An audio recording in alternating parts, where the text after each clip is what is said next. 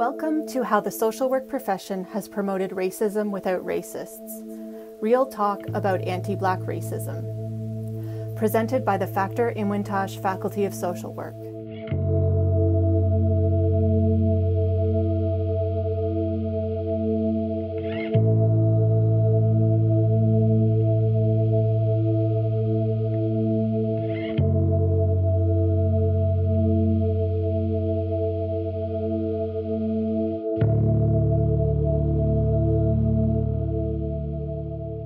Our featured panelists include faculty members and alumni from the Factor-Inwentash Faculty of Social Work.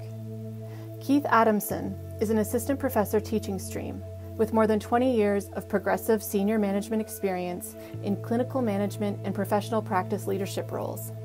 Joelle Forbes is a recent graduate of our Master of Social Work program and is now working as a registered social worker and mental health therapist at Women's Health in Women's Hands Community Health Center in Toronto. Bryn King is an assistant professor at the Factor-Inwentash faculty and an affiliated researcher at both the Children's Data Network at the University of Southern California and the California Child Welfare Indicators Project at the University of California, Berkeley. Notisha Massaquoi is an alumna of the Factor-Inwentash faculty's Master of Social Work program and is currently a Provost's postdoctoral fellow. She serves as the co-chair of the Toronto Police Service Board's Anti-Racism Advisory Panel and is a board trustee for the Center for Addiction and Mental Health. Tanya Sharp joined the Factor-Inwentash faculty in July 2018 after serving as an associate professor at the University of Maryland, Baltimore's School of Social Work for 11 years. Tanya currently holds the endowed chair in social work in the global community and is the founder and director of the Center of Research and Innovation for Black Survivors of Homicide Victims, also known as the CRIB. The Dean of the Factor-Inwentash faculty, Dexter Voisin, is the moderator of this discussion. Dexter is the author of the book, America the Beautiful and Violent, Black Youth and Neighborhood Trauma in Chicago. For more information on our panelists, please visit FIFSW's website at socialwork.utoronto.ca. So to our panelists, I'd like to invite you to help our listeners understand. We frame anti-Black racism in social work as a system of policies and practices, very often without the necessary aid of racists, that norms and standardized white advantage and presentation in curricular leadership policy, social work implementation. You each represent multiple locations within the social work professional domain. How has anti-Black racism manifested in your professional locations? From my experiences being a student from 2016 to 2018, my cohort only had a handful of Black students.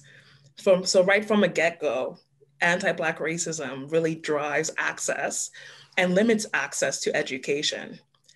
Another example I want to share is a story. I was reflecting on this question for a little bit, and I was like, you know what? I really do want to share this experience when one day we were assigned this reading, and this is in 2018, so my final year.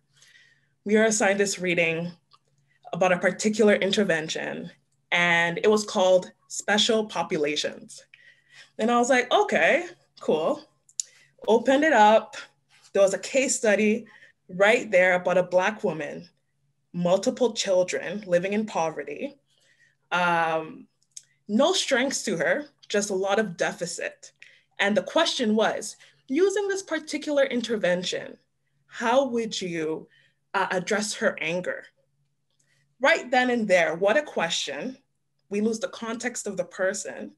And that's how anti-Black racism shows up in daily education and day-to-day lectures, day-to-day readings. So that's my experience from being a student. Okay. Well, I hear what you're saying in terms of how Black individuals may be presented in curricula and information from a deficit model. But I'm wondering for our listeners who would say, well, you know, there aren't a whole lot of Black students at the University of Toronto because they're just not interested in enrolling at U of T, or maybe, you know, they're just not cutting the grades, you know, in terms of the admissions policy. How do you respond to listeners, very often listeners in the larger society who hold that viewpoint?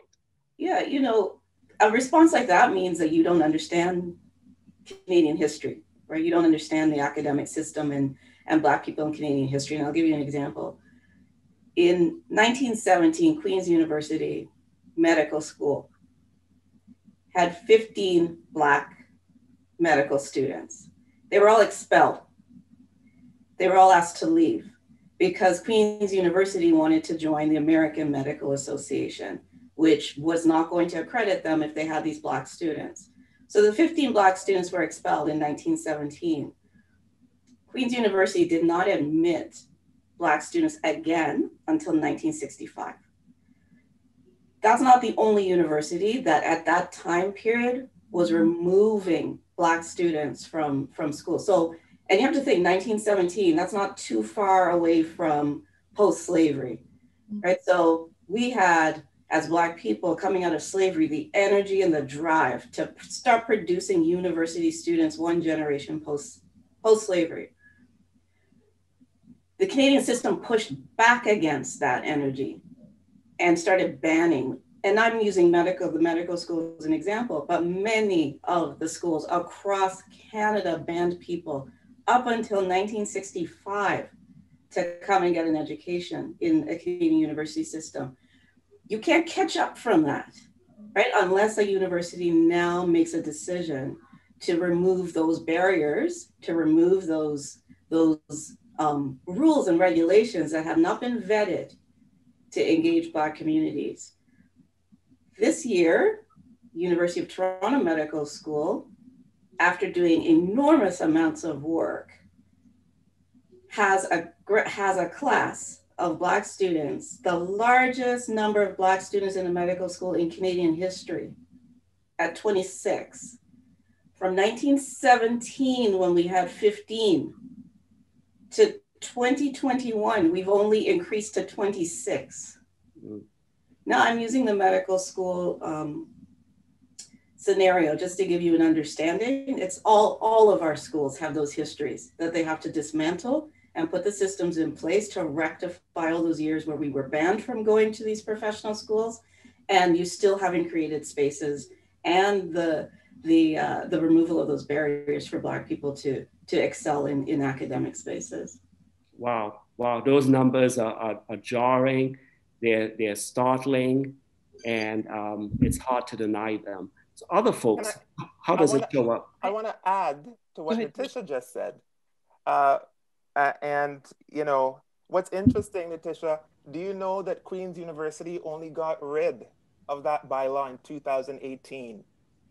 So people need to understand. They got rid of that rule, that decree, formally through the Senate in 2018. And ever since, you know, it's really interesting. Look across Canada and look at how many singular Black medical students were graduating from schools of medicine right across the country for the last umpteen years. That's right. So, you know, oh my goodness, who was the valedictorian last year at U of T? This lovely... Yeah, Dr. Yeah. That's right, Chaika, right? Yeah. And, you know, she was the only one out of a class of 250. Think about that. Think about the impact of that on healthcare leadership. Think of the impact of that on Black representation in healthcare. Think of the impact of that on the ability to change the healthcare system just by the sheer numbers, right, within the system. Right now, you know, I am excited, Natisha. I am excited about this development at U of T. I want to interject, if I may. Keith, I'm sorry, were you? I was just going to finish a thought. Can I? Oh, sorry, my bad. I'm excited. My concern is that we will live with the vestiges of that structure for the foreseeable future. right? And I wish that it would, you know, not, it would change in my lifetime, but I'm not sure. I'm not sure. Tanya, you were going to talk about how anti-Black racism shows up in the social work profession and some of the spaces in which you occupy. Yeah, when you pose this question, I want to respond in two very distinct ways. In particular, how anti-Black racism manifests in my multiple selves. So I just want to be very clear that my mere existence as a Black woman, my mere existence is an act of resistance to anti-Black racism, right? And I'm very clear about that because when we think about forms of structural inequity and unequitable access to quality education, housing, employment opportunities, and how that plagues Black people, the fact that I actually am standing before you with a PhD in an academic setting, oftentimes the one and only Black professor that students will experience, is an act of resistance. And the second thing I want to uplift into the conversation, particularly around social work, I was purposeful about entering the profession. When we think about the ways in which we often criminalize and demonize Black people who continue to experience anti-Black racism, which is traumatic. So for me, I made a conscious decision to uplift the voices of Black people that experience these repeated atrocities coupled with homicide violence. And that led me to the development and to the establishing of the crib. But I also believe that is an act of resistance. Establishing the crib is an act of resistance to the manifestation of anti-Black racism, because my entire academic career, when I first wanted to uplift the voices of Black people, I was told, perhaps you should think about another group. You're never, ever, ever going to get funding to fund your research. Even when I talked about establishing the crib and using the word Black in the name of the center, I was told not to do that because it would be perceived as too forceful. It may not be palatable enough, and I may not receive funding as a result of that.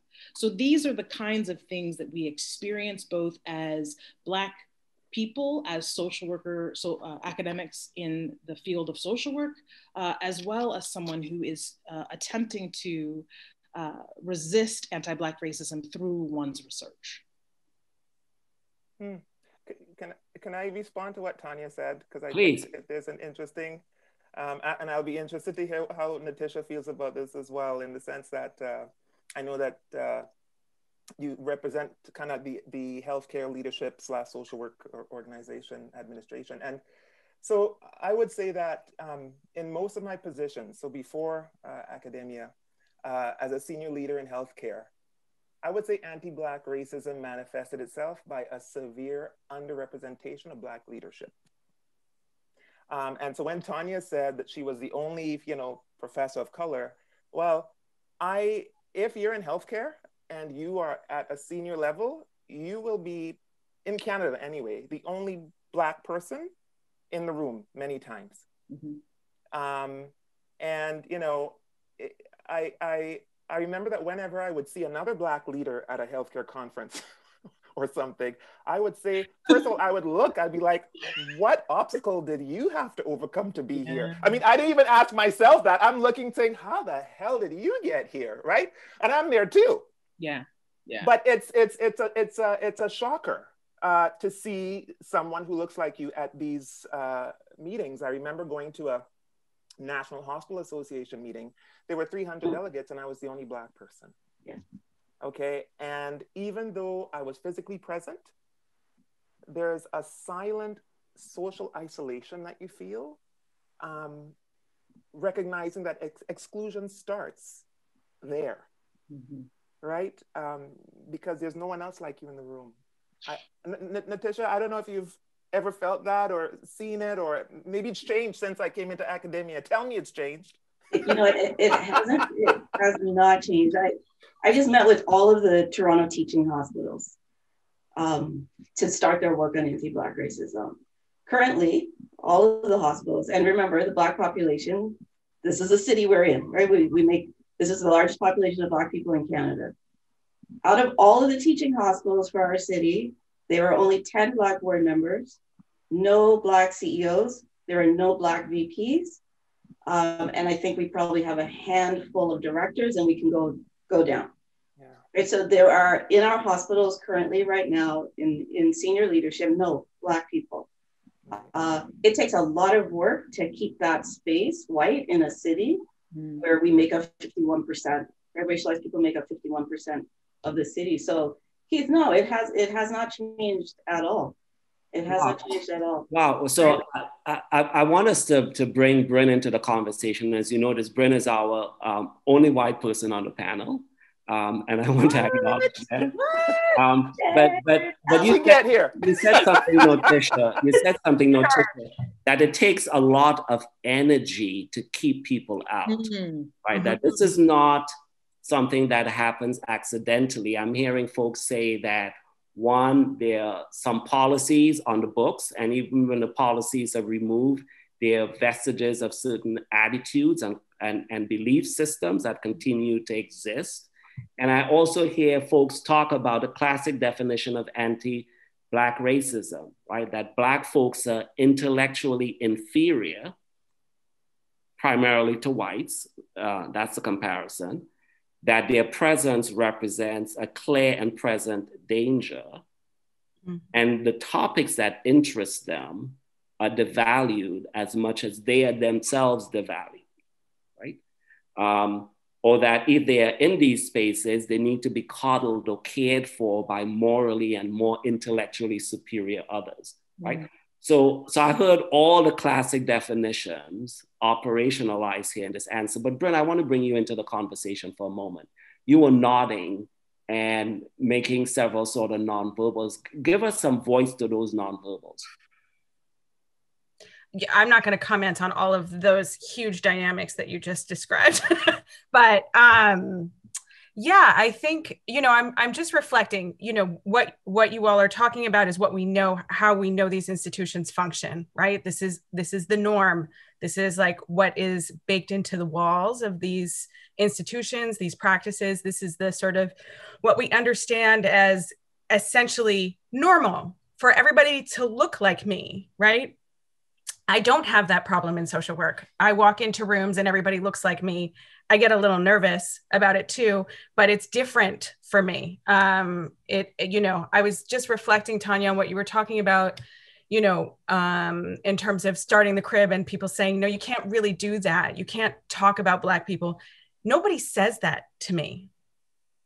Nobody says that to me. Nobody says you can't study Black people. I'm white, right? Nobody says, there's nothing that's off limits for me, sort of this eminent domain, although you're Black, you can't talk about your own people because somehow that's excluding whiteness, right? So the centrality of whiteness is sort of, it's pervasive, right? Like, and it's, and so much of like what we know about critical theory, it's so pervasive. And it's so sort of essential to the functioning of institutions that we don't even look at it. We don't even see it. We say this is normal. And in order to change, we have to like sort of do something special, something extra, a special population of, what was it, Joelle? Like populations. That was a chapter. Special population, some other thing, because what's normal is this.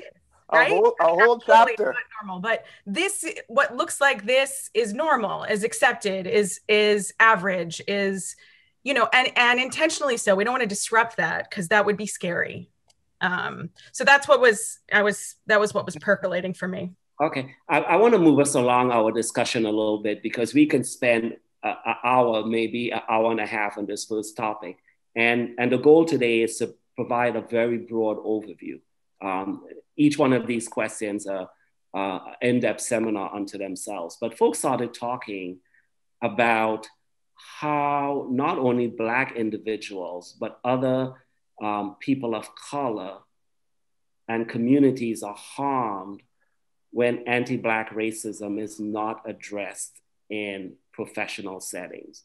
So Natisha, you started talking about the sort of generational impact it has on communities and the problem related to particular types of communities when we don't have experts in these areas that look like those communities, that don't understand, that don't care, that don't elevate their needs, right, across the healthcare system. But I want to hear from other folks.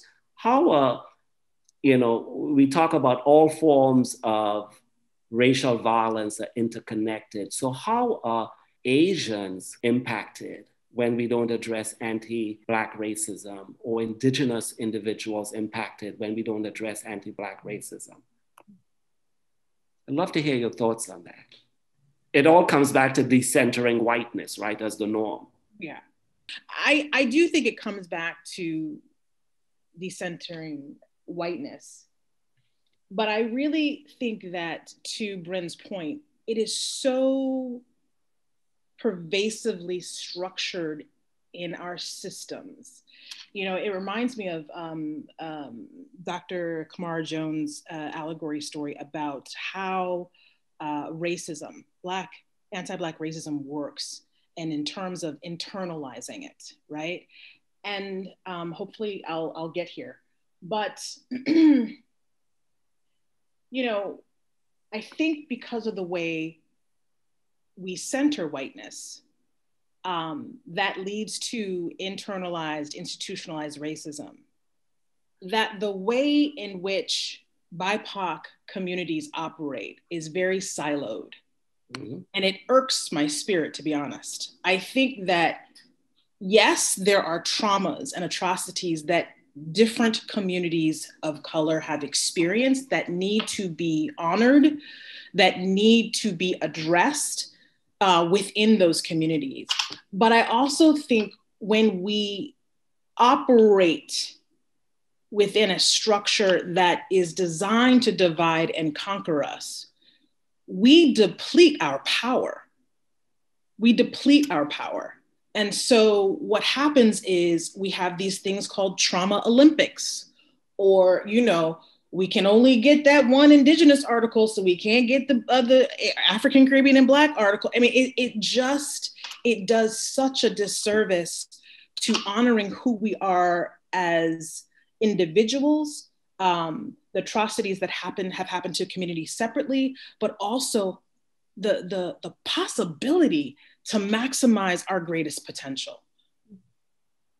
Yeah, you're making me think of something. So, when we think about Canada, the construction of Canada, the colonizing of the space, it's founded on two things, right? The containment and extermination of Indigenous people, the containment of African people, and when we're no longer needed as slaves, the expulsion, right? So our systems are based on these two things, right? Anti-indigeneity and anti-Blackness. Black people arrived in Canada with the British and French colonizers. So we're the first racialized group to arrive. The foundation of racism is based on our experience of enslavement in Canada. So we have to understand that all racialized groups that come after us are experiencing those two foundational concepts and experiences that we and Indigenous people are having. So you can't separate, you can't deal with the other forms of racism that people are experiencing if you do not deal with anti-indigeneity and anti-Blackness, right? Those are the longest forms of colonization that we've experienced in this country. So everyone is experiencing the ripple effect of that.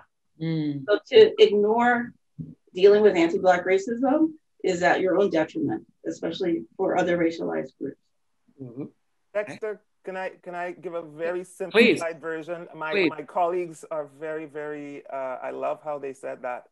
I just want to say, racism is bad for everyone. Hello. I'm sorry, I have a PhD, but I'm going to say it simple talk. Racism is bad for everyone. Absolutely. We're not all fighting to be at the bottom. Because it creates inequality. It creates inequality. And increasingly, you know, studies are citing that inequality is bad for everybody.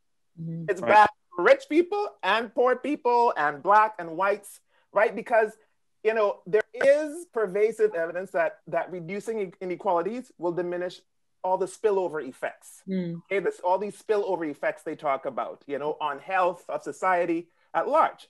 And so, you know, a spillover effect could include, you know, the spread of infectious diseases. I mean, look what with COVID. I mean, look at what it surfaced in terms of inequalities, right? Consequences of drug use, violence, crime, all these things are spillover effects that it has an impact on everyone, white and Black and Asian, the human race, right? So, you know, if you are willing to be an ally to racially subjugated populations, if we help each other, Black, anti-Black racism, anti-Asian racism, if we come together, white allies, I don't know, you know, in that fight to participate equally in life, making sure everybody could participate equally in life, you are also indirectly fighting for the life of everyone, right? And, you know, I think we're so short-sighted sometimes in our view of understanding that we don't have to, like Tanya says, there's no Olympics, you know. Right.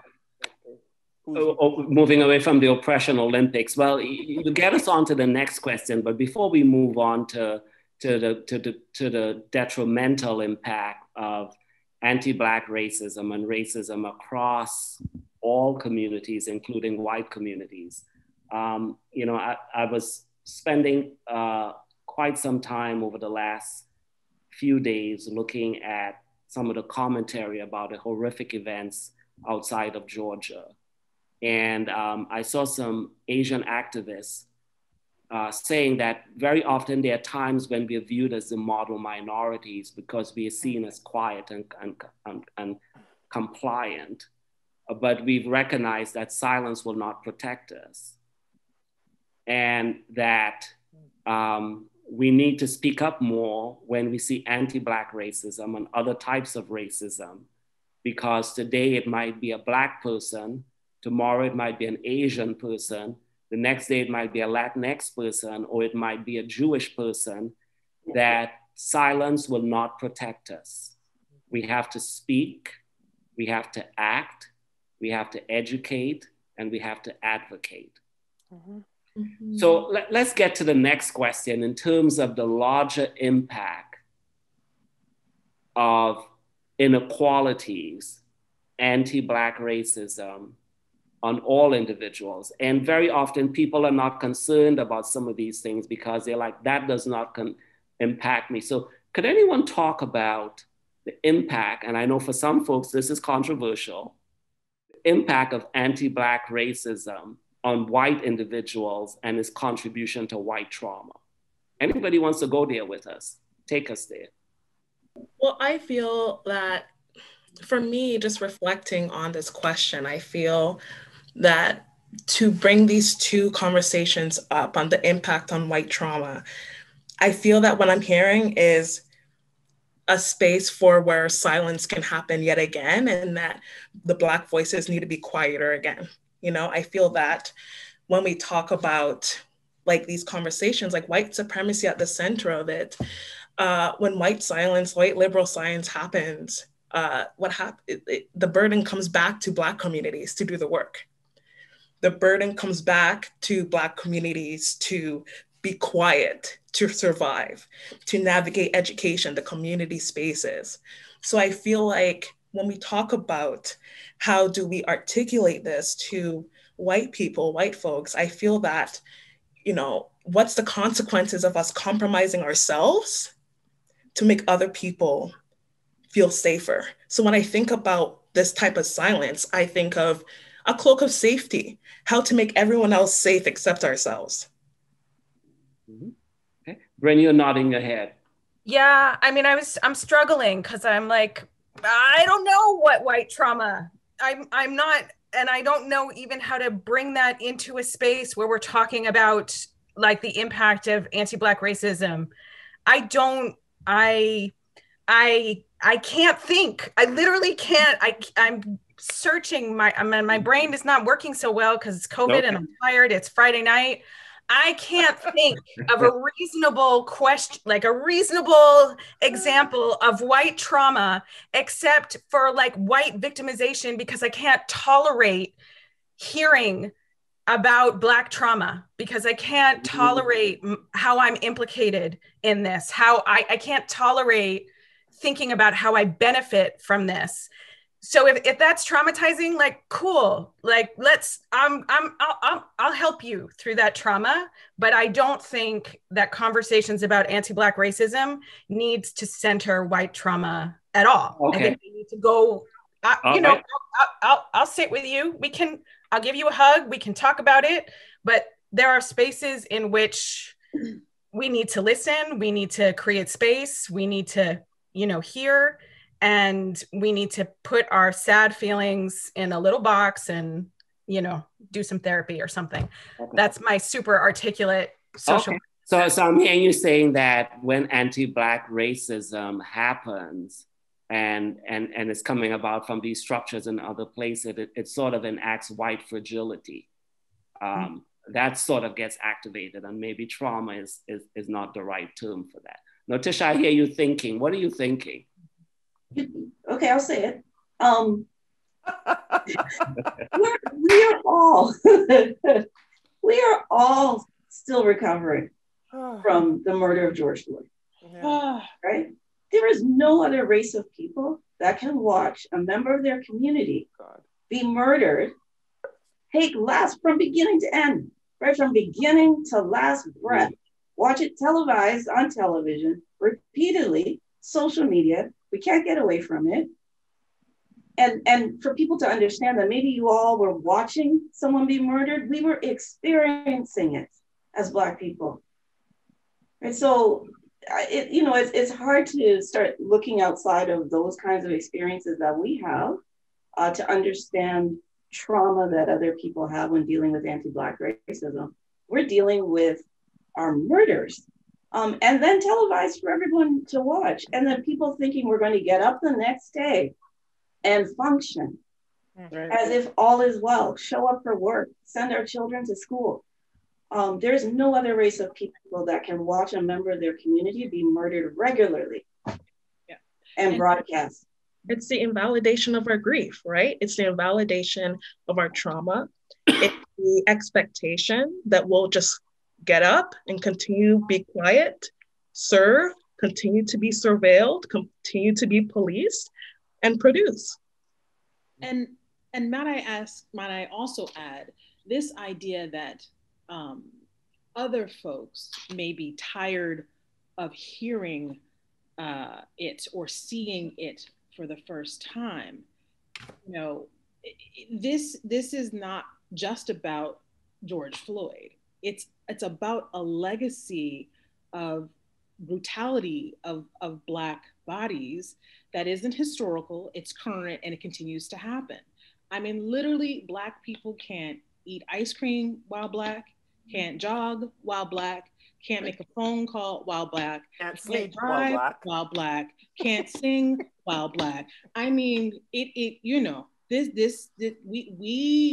need to start allowing ourselves to take up that space, because we know in the social work profession that to speak truth into our experiences is part of the grief process. And so to deny us of that, think about what you're asking Black people to do. You're literally asking them to stuff their grief and carry on as if nothing is wrong. And then we're surprised when we have, individual young people who are in schools who are labeled as having attention deficit disorder. Or we have individuals who are experiencing depression or hypervigilance, or I don't know, perhaps are angry, right? And that plays out in different ways. So, Tanya,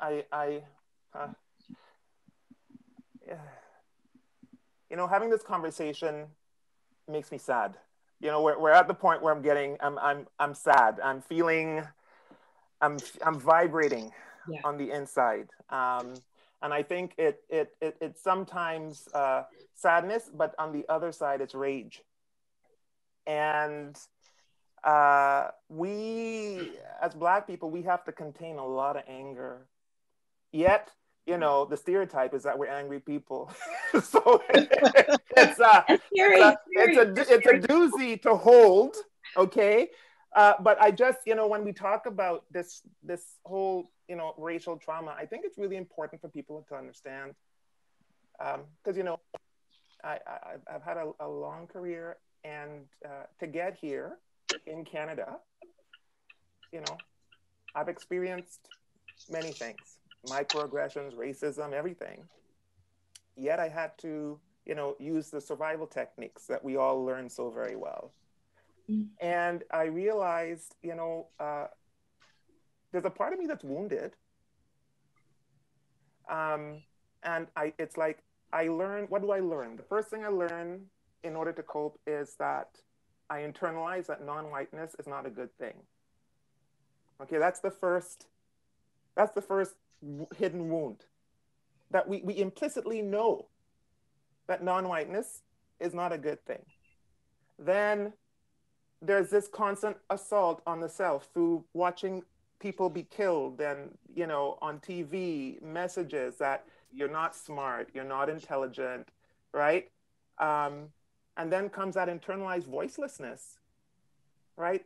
Not in every situation can I be angry. As a social work leader, sometimes, let me tell you, there are some situations where I know that if I responded, that there would be a reaction in the room. I would have to hold back, swallow it, and then either not say anything or choose a time to say something. Now, some people would say, well, Keith, that's just leadership. There's a level of complexity when you're Black that if you say something, there'll be a repercussion. Okay, and then the fourth wound is the rage, right? Rage builds over time as a result of oppressed emotions precipitated by voicelessness. Okay, right? So, you know, I'm sitting here tonight, I'm like, oh, what's happening? You know, I don't know, but I think it's really important for people to understand, you know, it is, the wound is real. It's not something that we make up. It's something that is psychically felt, and that we live ongoing. It never ends. Okay, so I'm hearing, you know, and the reason I brought this whole notion about why trauma is because I want to represent some of the conversations and the viewpoints and the attitudes out there. And when Mr. George Floyd was murdered, you know, I had white colleagues who said, and I've also been traumatized by this.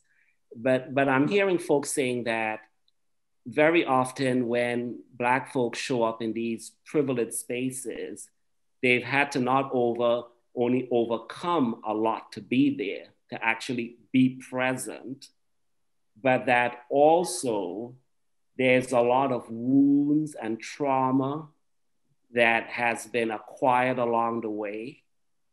And then there are times when Black folks are also said, you do not have the right to your feelings or to express your trauma or to express your pain, because then you'll be further traumatized and labeled as an angry Black trope, right?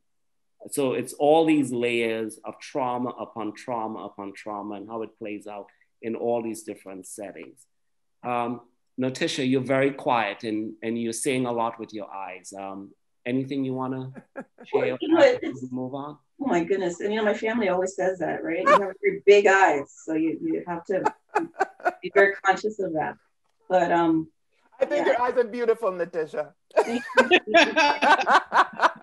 Always walk with a clinician on a panel.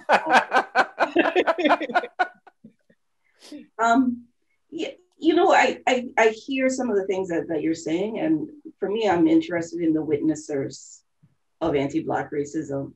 So I do acknowledge that people who are not Black who witness anti-Black racism I do believe that they do experience some trauma, but they're not experiencing what I'm experiencing. they can be empathetic, and they may also feel voiceless or unable to address it at that time, or, fear, all of those things. But, I think when you caught me in thought, what I was thinking about is this whole concept of how we get constructed as Black people as people to be feared.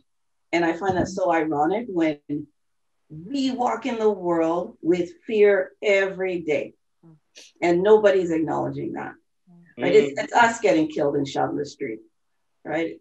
We get up fearful. I get up every day. I think about what I'm going to wear, what I'm going to dress my child in, how are we going to protect ourselves? How am I going to drive? What direction am I taking? What neighborhood am I going to pass through? There's a whole thought process every single day, right? What's going to happen when I get to the workplace, right? Who am I talking to today, right? Keith is saying, right? There's times when I know I'm going to have to be quiet. This meeting is going to be very difficult. I can't say anything. We're navigating fear all the time as Black people, and no one acknowledging it. But the rest of the world is allowed to walk around being fearful of us. Wow. And that is normalized. Right. Wow. And as bodies, we are put in a position where we're trying, there's disempowerment, but we're so aware of all these protective pieces, that all this armor that we're putting on. And whether it's the angry Black trope or the strong Black woman embodiment, it's the idea that how can I get some of that power back from morning till night? How can I do that? And we're so hyper aware about it that it perpetuates this fear. Well, I see Bryn nodding ahead, but we know what happens to any human being if you are operating in a sense of hyper-arousal for a lengthy period of time. What that does to the body, what it does to the psyche, Black women having higher rates of breast cancer, Black men having higher rates of prostate cancer, having life expectancy that's 7 years less than their white male, the list goes on and on and on, right? And when we talk about the Black achievement gap, maybe we're talking about the Black trauma gap, right? The fact that the trauma that Black folks hold is not even being recognized or addressed, right? But Bryn, you were nodding while some of our other panelists were sharing. Please share with us what you're thinking. Well, I'm thinking, one thing that I'm thinking is to just say to white folks in this listening, when you have the opportunity to hear this and witness this, when you get to hear about what the day-to-day impact is of figuring out how to dress your child and what way to go to school, and this is a privilege. When you hear this is an honor to be able to kind of listen and absorb. And I'm also just thinking about what our obligations are as people living in this society where we benefit from these same structures that disempower, and what our obligation is in these spaces where our students, our colleagues, our clients are walking in, and I'm going to borrow your term, Tanya, they're walking wounded, right? This is the stuff that folks carry with them and we ignore it, right? So when you have the opportunity to hear it, take that knowledge and use it and attend to it. And also, I think this is where it's really critical when we are in white dominated spaces and we're white to be able to speak to those issues so that our colleagues don't have to, right? We have to speak. We have to have people's back. We have to be these are the moments in which our silence does so much more harm, right? Because we push people to have to make that choice. Is this the day that I'm going to say something? Maybe one day we can be the one that says something for somebody. I mean, and it's and also don't do this in a crazy white savior. I'm going to go scream at everybody all the time because I'm going to fix all the stuff. It's just about when we see it, we need to start speaking to it. And if we don't have the words, at least just marking it and giving people some relief of not always having to be the one in the room to whom it's happening, to whom it has happened, for generations, but at least 10 times that morning before they got into that meeting. Like, just say it, right? I mean, this is what, yeah, that's what I was going through my mind. I mean, also just absorbing in, God, that was just so powerful, Natisha. I'm gonna just sit with that for a while. And but I also heard what you said, Bryn, that white folks shouldn't be speaking for marginalized people, but they should be speaking out against marginalization. Yes. And if they want to be the true ally, don't talk on behalf of and silence people of color, but speak out against marginalization. And I also heard you say too that white silence, white liberal silence is a nod to the status quo. And it is a wound or a contribution to anti-Black racism. Silence does not have a neutral impact. Mm-hmm. Silence very often for people of color is read as lateral violence, lateral white violence. I'm seeing other heads nodding. You know, I wish we had another hour to go, but we need to start wrapping up. I wonder if somebody had something else they wanted to give before they moved on. And Keith, I'm coming to you now, but I want the other panelists to think about some closing remarks, something you would like to leave with our listeners today. And I'd also like to thank our listeners in advance for participating in this discussion. I see there 99 comments in the box. I wish we could have gotten to that, but we certainly think about how we could use your comments moving forward for programming and other types of conversations. This is also going to be made available on our YouTube channel. But Keith, I want to go to you before I invite our panelists to give some closing thoughts. Closing thoughts. I mean, connected to what Bryn and Tanya and Joelle, Natisha has said. When racism is not acknowledged, then it remains invisible. All right? And so for me, I mean, we, Tanya, Bryn, Dexter, I think Joelle too, we participated in Dr. Ken Hardy's workshop, right? And one of the first things that he said, and I'll never forget this, he said, the process of seeing is where recognizing that racism exists starts. Seeing, being, and doing. And I think that we are still in the developmental phases of seeing, because sometimes racism is right in front of our faces and nobody wants to call it racism. So I love having these conversations, because as we continue to have these conversations, we're going to develop an eye to seeing when the nuances and intricacies of race and racism are at play in societal norms, action, beliefs, and interactions. So let's keep having these talks. I'm out. All right. So what a mic drop? Did you just? I was a mic drop. So this is and I know we're bringing some levity and to this, but these are very difficult conversations to hold, and sometimes we cope with the weight and the difficulty of it by humor, because it is a very heavy load to carry. I understand that.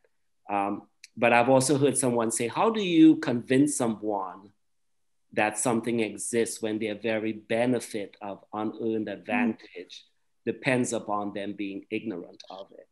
So I just want to leave that there. So I want to have, Tanya, I want to go to you next in terms of, we have 4 minutes left, some closing thoughts. I am so full right now. And I too am vibrating my brother, Keith, on several different levels. And so I just want to personally thank the panelists for just uplifting our reality. Dexter, when you just said what you said, which I can't even paraphrase at this point, and I've lost my train of thought, but I think that there's so many ways to approach this, and one of the ways is, I do agree with Keith that we have to continue having these conversations, but really think about, and I do think it's important to see and then to be and to do. And I think as structural institutions, we have a tendency to go right to the do, right? We're going to hire that one Black person, we're going to hire that one Indigenous person, and whoop, diversity is done. Not thinking about retention plans, not thinking about structural things that we need to do to support the success of individuals within these systems. So that's definitely something else. But I also think on a very personal level, and I didn't get this on my own, it was from actually Cindy Blackstock, is that we have to think about what revolutionary acts are we willing to take to address anti-Black racism. And what that actually means, in my mind's eye, is what sort of privilege, what sort of power are you willing to give up in to advance the way in which we address this systemic thing of anti-Black racism. And so I think that that's something that when we get to that place in the doing, then that's where real progress happens. Wow. To the point about power. Okay. Can I say my thing? Yes, I was going right to you next, Brent, please. So I mean, this is exactly what I was going to talk about, Tanya. Like when you asked us to think about what would be transformational, and I'm saying this to my non-Black colleagues and friends, do a thing that you don't get credit for. Uplift work that you participate in. And this is counter to the work of academia, where it's all about credit. It's all about how much you do. Who did, are you first author? Did you get the grant? What's your work? How are you reflecting it? Do some stuff. Do some stuff in service and in partnership, and allow other voices to be at the center. We can support this work, but we don't always have to be the face of this work. We don't always have to be at the center. We have to give up some power. We have to let it go. And so it was like exactly what I was thinking about saying. So that's my last word. Okay.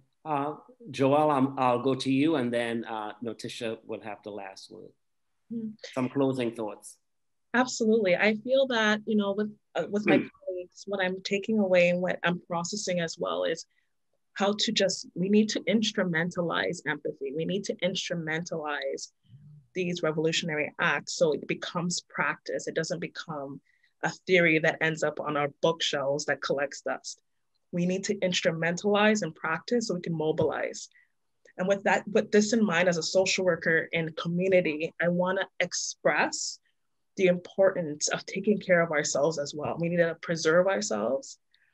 We need to breathe. We need to make sure we continue to navigate this journey in a way that we're prioritizing ourselves first and not compromising ourselves, because too often this trauma makes us seen as less than whole. So prioritizing the self as we do this work. Okay. Notisha?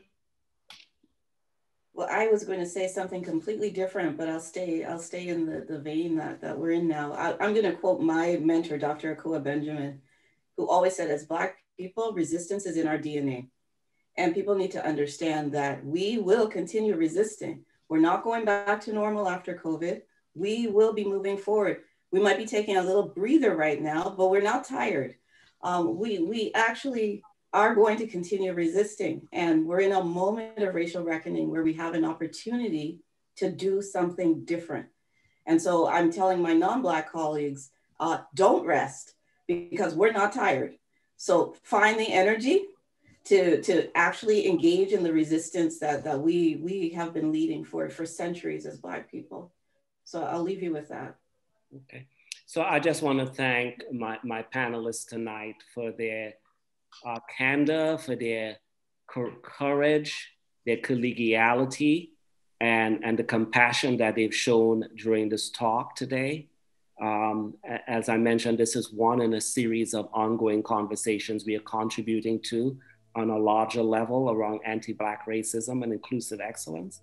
And I'd just like to close by saying, COVID-19 has taught us, whether or not we want to or not, that we are all tied and linked together.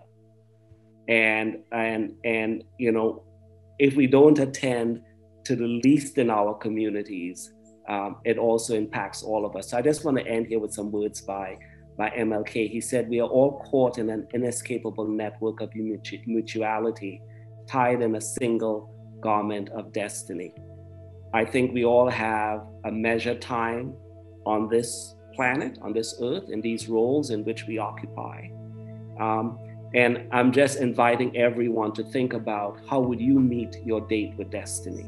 What sort of legacy are you leaving behind? So thank you and good night. And thank you again to our panel.